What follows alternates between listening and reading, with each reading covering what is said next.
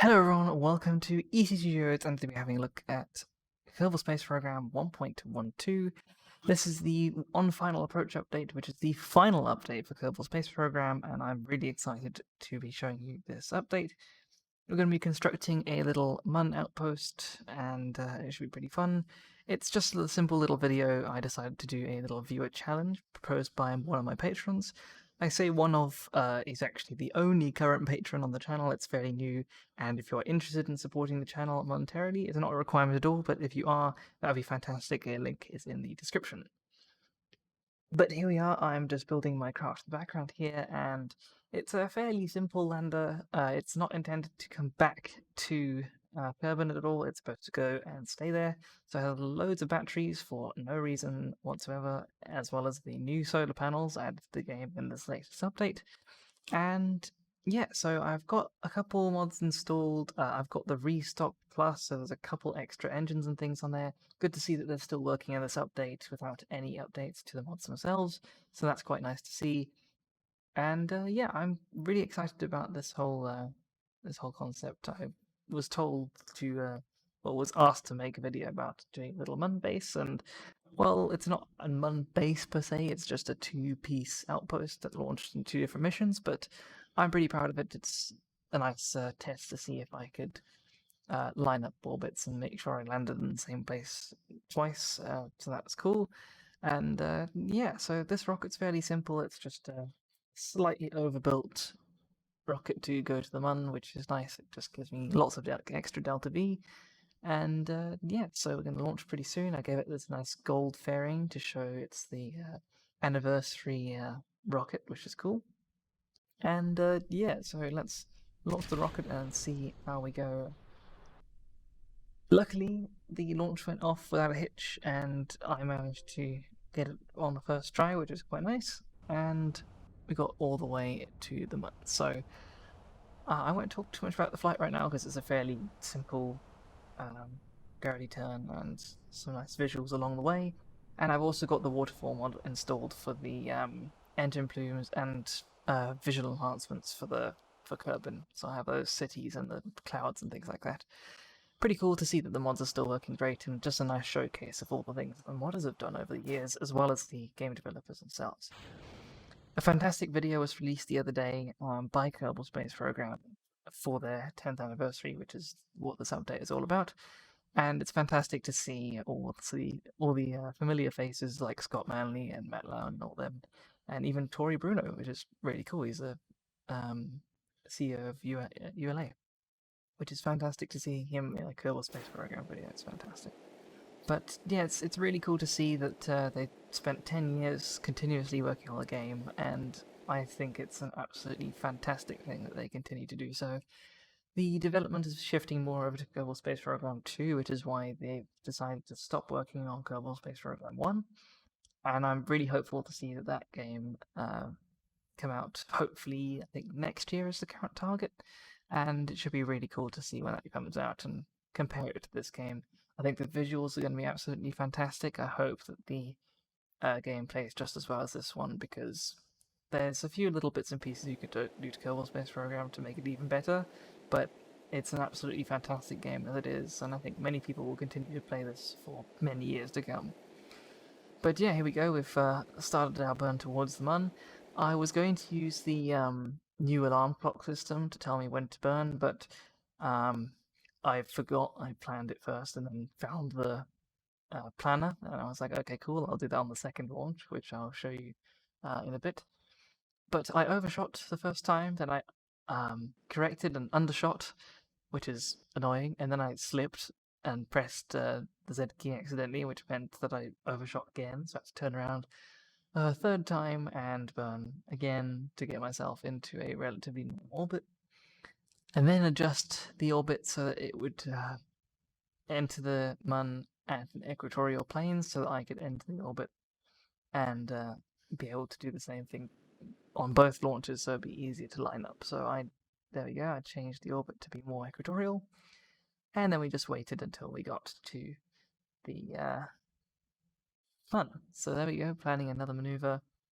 The new alarm clock system is pretty decent. You can like set it up so it tells you when you're approaching a certain point, like apoapsis or periapsis or anything like that, which is quite cool. It pulls you out of time warp and everything, so you don't overshoot. A nice little feature to add to the game, which is quite handy. I didn't really use it much. I'm not used to it yet, but I will probably use it more in the future. I'm really hopeful that all the different mods and things will now get updated to 1.12 because it's the final update, and I'm really excited to see things like Realism Overhaul and all that get updated to this, because now that there's no more continuing development on KSP, the modders can really catch up, and hopefully all the major mods will end up on this version of KSP, because there's plenty of time for them to now do that. Instead of having to continuously update their mods, they can work towards this particular version. So here we go, we are now heading towards the run. Right now we're aiming for an old lander that I landed a couple weeks ago, and it was a semi-failed Saturn V mission. We're out to go and rescue the Kerbals. I don't think I put it on YouTube, but it was a fun mission that I kind of failed. There wasn't enough Delta V to get back, so I had to send a rescue mission. But here we are, we're going to land next to that old lander, just because I wanted to practice my ability to land at that specific location. And I was kind of hoping, I do remember landing at the Armstrong Memorial in the past, and I was hoping that this would be that location. Unfortunately, it was not. I know it's on the equatorial plane, so I was quite hopeful for that. But anyway, here we go. It took me ages to find it because it's such a small target, but eventually I managed to get myself in the right area and could see it in the far distance. But it's such a small target, the top section of the lunar module. We can just about see it coming into view now, just underneath that craft. And there we go, I ejected that stage just so I could land with these engines. Again, way too much Delta V. This thing probably could have made it to Juna. But pretty cool that it just makes it nice and easy for me to get here. And then I wasted all that fuel in the stage because I just landed. But there we go, I suppose it's just an overbuilt craft. And yeah, I'm pretty sure I used all the stock parts. I didn't use any of the Restock Plus stuff. Obviously the textures have changed with Restock, but I don't think I used the Restock engines. And there we go, the new solar panels, absolutely lovely looking. But we'll skip ahead to the second launch now, and I'll show you more of the base after that. Unfortunately, this rocket didn't go quite as well as the first. It failed a couple times, the first being just unstable because I didn't put anything on top of the top there, and the TWR was a little bit low. Second one, similar problem, there wasn't enough gimbal range in those, well, there isn't any gimbal range in the solid motors, so I had to use the liquid engine in the middle, which didn't have enough power, so it fell over, and then this time I separated the solid boosters and it blew it up. So I reverted to a relatively similar rocket to the first one, but with the new module inside the fairing. And up we go. If you guys have any suggestions for videos to do and things like that, I would be very grateful for that if you can leave them in the comment section below. There's a couple things I'd like to do in Realism Overhaul and things like that. And I've been doing some Microsoft Flight Simulator videos and VATSIM, very fun stuff. But unfortunately, my channel's audience is fairly spread out, and I have like 1,000 subscribers, well over 1,000 now, and the views on the channel don't really represent that. So I'd really like to see what the audience wants from me, but at the same time, it's difficult to ask that from an audience who's now watching a Kerbal Space Program video, because you'll probably all say Kerbal Space Program. So it's quite difficult to cater to multiple different audiences. And I'd really like to, because I'd like to run my channel in a way that I'm doing stuff that is fun for me and not just focusing on one thing. And I don't think I'm quite big enough to split myself into multiple different channels, which I suppose I could do eventually. I do my rocketry stuff, I do tech stuff, laptop and PC part reviews and things like that, as well as gaming. So there's quite a lot of stuff going on the channel, and it's quite difficult to decide what's best, because the things that do the best are space engineers, Kerbal Space Program, and laptop and hardware reviews. Now, I could entirely focus on that, but I really also enjoy my model rocketry stuff and that sort of thing, which is related to Kerbal Space Program, but people don't seem to watch it as much. So it's just unfortunate that I think a lot of my subscribers subscribe and then don't watch the videos because they subscribe for a specific thing and then they don't get it or forget that I do it entirely because I don't press the bell icon, which you should do, by the way. Lovely view of Kerbin Rising over there in the distance, and here we are approaching the Mun we've just circularized, and now we're going to target our previous rocket, which we're going to land right next to. Should be pretty cool. We're going to land pretty soon. And yeah, but like I said, if you have any suggestions or anything like that, please leave in the comment section below. And of course, don't forget to join the Patreon if you are able to. I would greatly appreciate it, but it's not required whatsoever. There's a Discord server in the link below as well, which is free to use, but if you are a Patreon, you get some additional roles and a private channel for patrons. So join the Discord server if you want to join in some community events, which I'd love to start running. And it's a growing community, not very big right now, but I'd love to grow it and see how much more we can do on there. So here we go, we're approaching the Mun, separated the stage. These four little, I think they're called the Twitch engines, they did really well. Pretty decent TWR considering there's only 4 really tiny ones. And I just kind of hopped along the Mun surface and tried to get as close as I could to the previous space. And eventually I managed to kind of hover the thing very gently. This is all sped up 6 times speed, I believe. But there we go, kind of like hovered it along and then landed it right next to the previous one. You'll notice that there aren't any solar panels.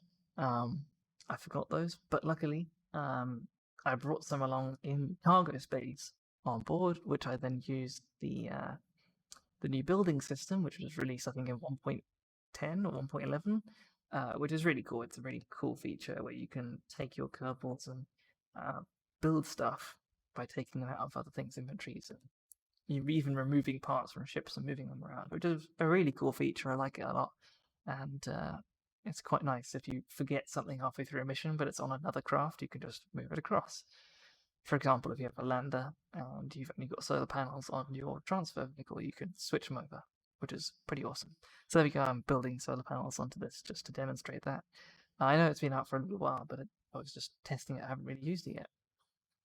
So here's another feature of the new update, 1.12. It's a fireworks container. So I moved it up there so I could reach it when I was further up. Jetpacked all the way up, and you can see I've put some more solar panels on it as well. And yeah, so I was hoping it would snap, but it doesn't snap on. But there we go, I built it. I love how the visor goes down of the Kerbal. That's pretty cool as well.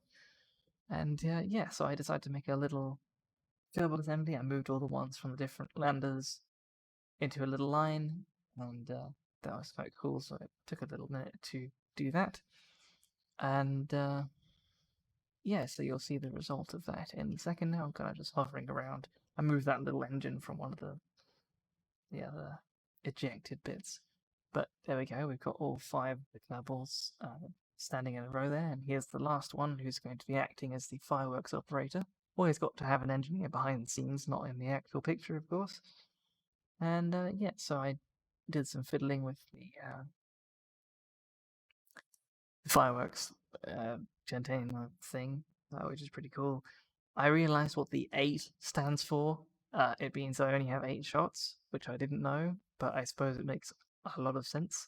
This one went way too high, so I decided to change my initial velocity nice and low. So here we go. Initial velocity nice and low, and fire. Very nice little fireworks display. Fired off a couple. Super fun, super cool, and I like these things quite a lot. They're just fun little things. They don't do any damage to anything, but they're quite cool to watch and see explode and all that sort of stuff. So very cool, and you probably see this in the thumbnail because it's a cool shot.